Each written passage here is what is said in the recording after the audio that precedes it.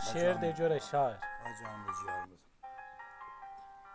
Belə qanırız, şair Razı Ham yazır ki, qələm heç çəməndən, çiçəkdən yadır. İlhamım kökləyir bahara məni. Fikrim qanad açıb uçdu göylərə, xəyalım apardı görpara məni. Əlçatmaz zirbələr aşıb daşdılar. Dostlarım qapını döyüb qaçdılar. Qapıda tonqal da qalamışdılar, uşaqlar gəlmişdi apara məni.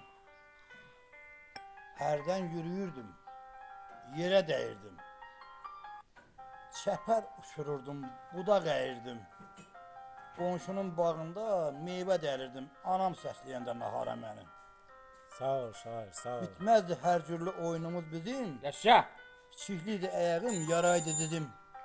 Kəndin hər yerində var idi izim. Qızlar da çəkmişdi hasarı məni. Sağ ol. Məni bu torpaqlarda böyütdün dədə. Sevdin şəhərləri vermədin vədə.